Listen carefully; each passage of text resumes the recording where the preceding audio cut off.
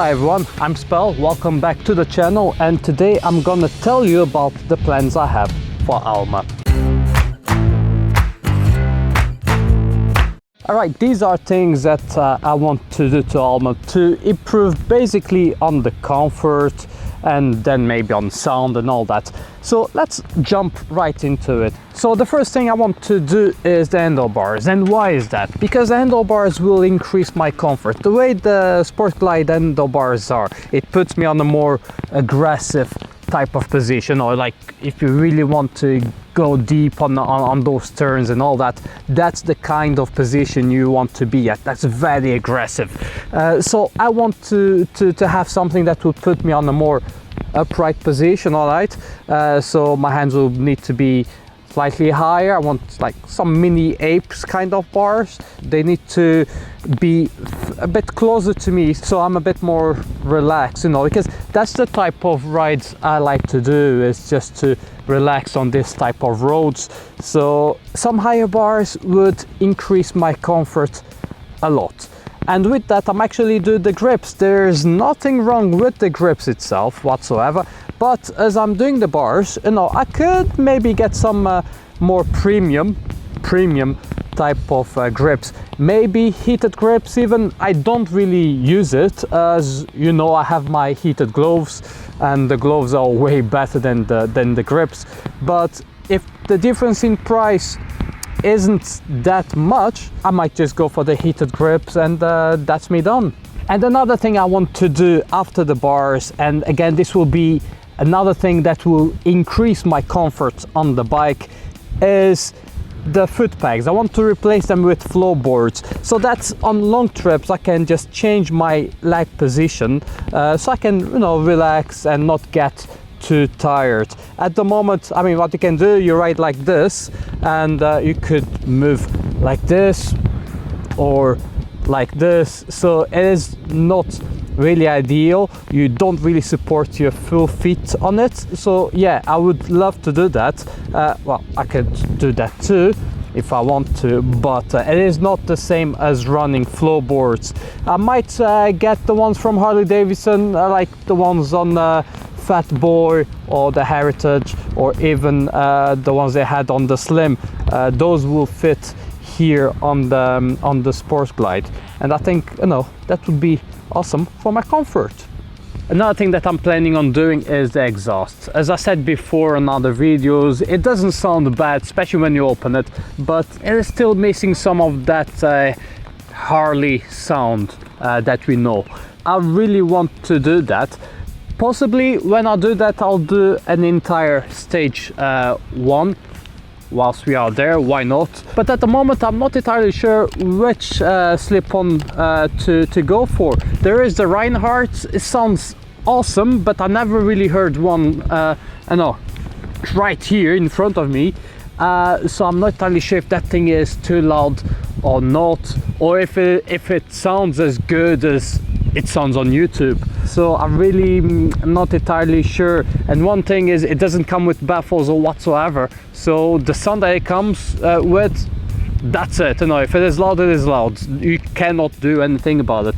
Another option would be the tap performance ones. Then you have the option to have the zombie baffle, the medium one, or the quiet. So you have some range of possibilities there.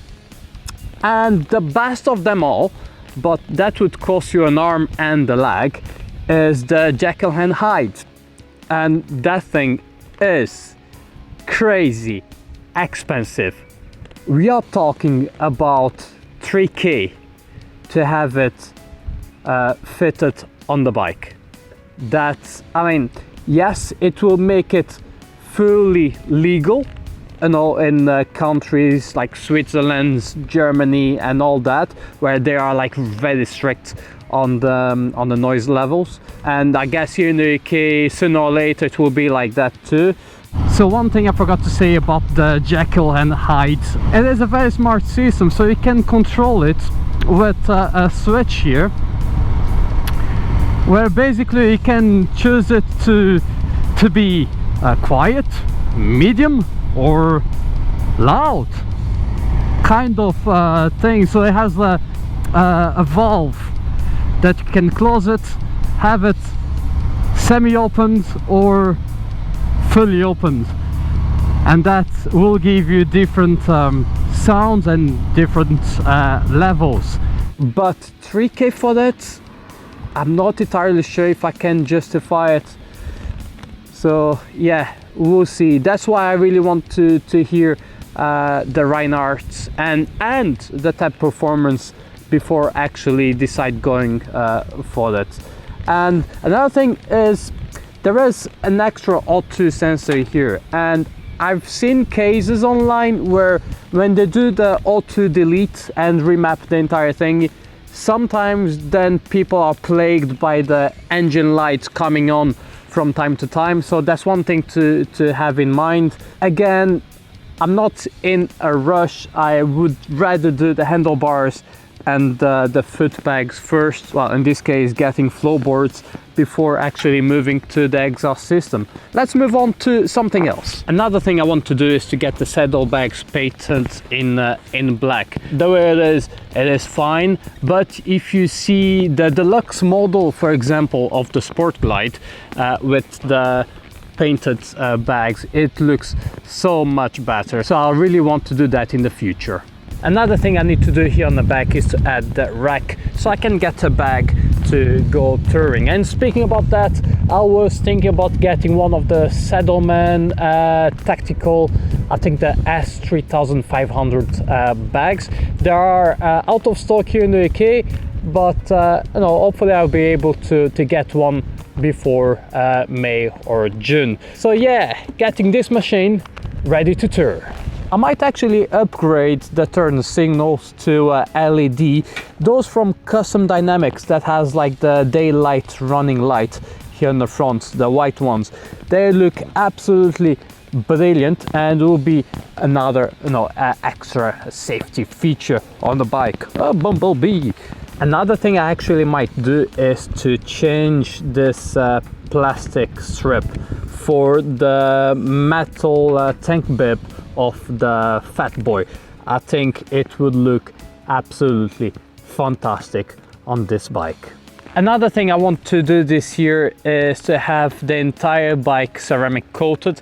That way it will protect the paint and it will look lush every single time.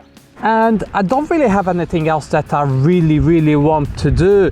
I mean, I would love to do the front fender. Bagger Nation, they do an extended fender, like proper one, goes from there all the way down, and they do the rear one as well that extends a bit further.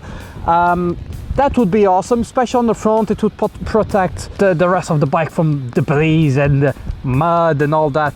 Oh man, the engine gets totally caked in mud because of the way that front fender is designed. So it would be awesome if I could get one of those, but we are talking about $500 for the front fender plus the painting and all that, so it is quite an expense. Maybe in the future when I have everything done on the bike and I have some spare money, maybe I'll do it, but for now it stays as it is. And that's it, my friends. That's my plans for Alma. What do you think? Do you think I'm missing anything? Would you do anything differently? Am I missing like something that really needs to be changed? Let me know in the comments. Right, my friends, thank you very much for watching. Ride safe, stay safe, and I'll see you soon. Rock on!